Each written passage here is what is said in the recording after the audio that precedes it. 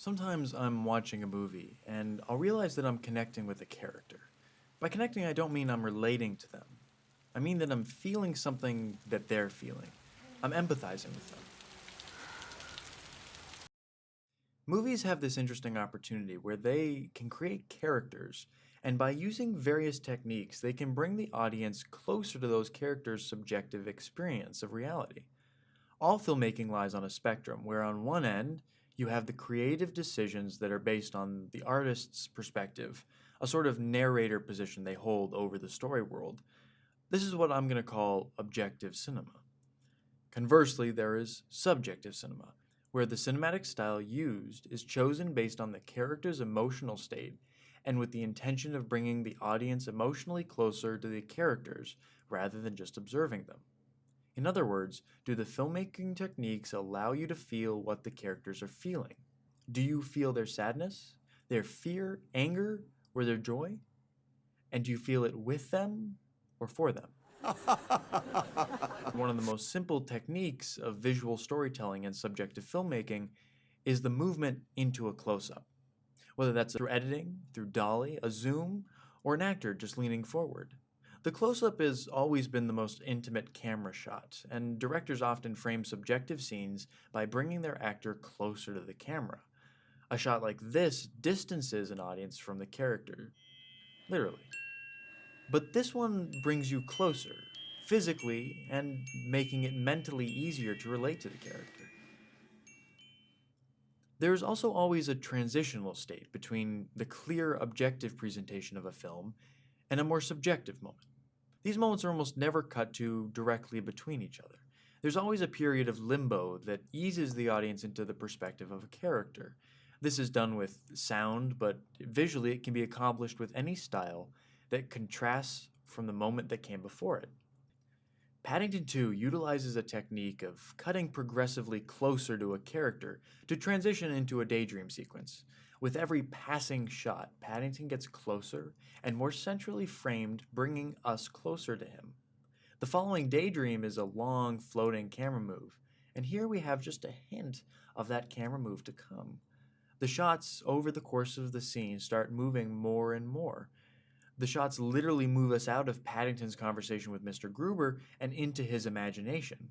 And the free-flowing, uninterrupted camera movement in the dream gives it a fluid quality that is distinctly different from the scene before.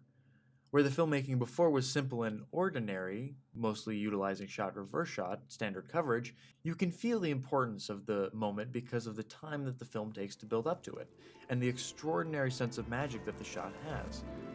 The small visual tricks in the transition phase prepare you for the fantastical dream sequence, and at the end of it, you feel exactly what Paddington feels. Paddington 2 uses a particularly long and methodical transition, but there are some subjective film techniques that can be abruptly brought in, like the point of view shot. The point of view shot puts you into the eyes of a character, and it's a rather literal way of presenting the audience with a character's perspective. For me, though, the most interesting POV shots are those that utilize another element on top of the camera. This can be as simple as a framed vision representing an object in front of a character's face, an effect that's made to represent their vision, or a wacky border to imitate looking out of a body bag. Often, a point of view shot is used very sparingly. However, when it's used in sustained periods, like in the film Brazil or The Diving Bell and the Butterfly, you can really begin to feel like you're there with the character. Terry Gilliam, director of Brazil, has an interesting way of presenting subjective experience. The one thing you'll be bound to notice are the strange wide-angle lens close-ups, distorting people's faces. The close-up, as we saw earlier, is often rather flattering and with a shallow focus background. The wide-angle close-up, though, is strange. It doesn't exist in real life, so its effect is very pronounced. The situations that Gilliam puts his characters through are often strange, complicated, and monstrous, making this type of shot a good stylistic choice based on the character's reaction to the world around them. The Diving Bell and the Butterfly brings the point of view shot to its extreme, showing us the experience of a paralyzed main character. For most of the movie, we're trapped from a point of view shot or from shots filmed directly by him. This keeps the on-screen geography feeling very cramped, and it leaves the audience wanting more, and gets them invested in breaking free of the paralysis. The camera work was chosen because it highlights the main character's struggle, but also because it's effective at getting the audience to really get a grasp on his condition.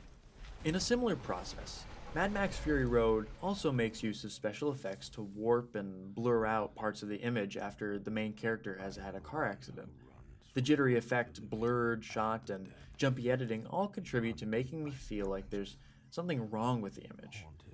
An apt way to be feeling after the main character probably has had a head injury.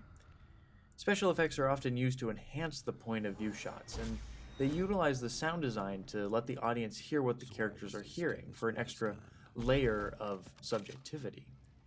Color and lighting can also be used to great effect. Animation is particularly good at manipulating color to almost paint any character's mood on screen. Lighting is another way to visually express emotions. Cool and warm lighting are often used to highlight the emotional state of a character, but shadows and movement of lighting can also create an emotional response from the audience if used correctly.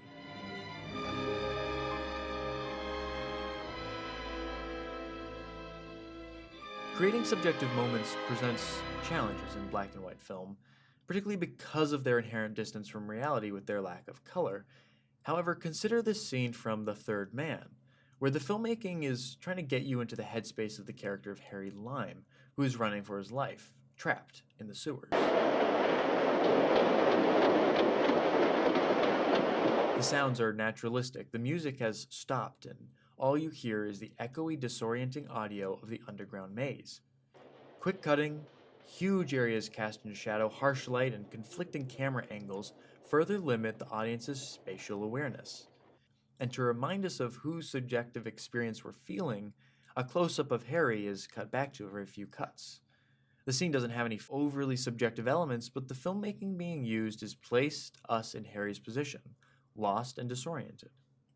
Technically, the possibilities to elicit emotional reactions are endless, and every director has a slightly different approach to creating these kinds of moments.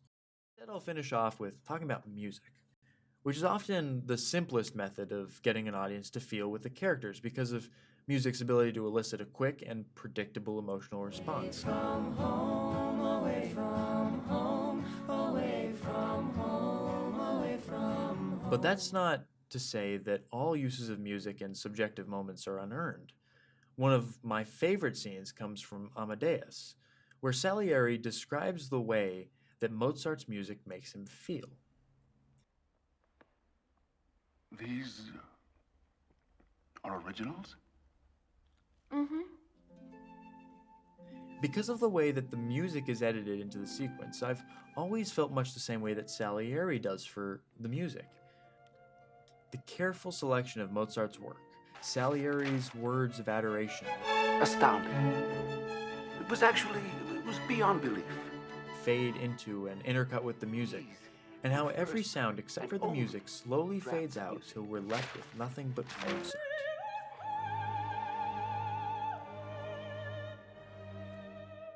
We're hearing what Salieri is hearing. We're auditorily in his head.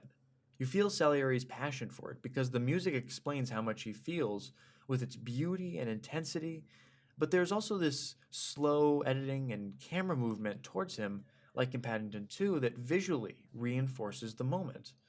And for such a simple scene, I think it's got almost all the elements of good subjective filmmaking.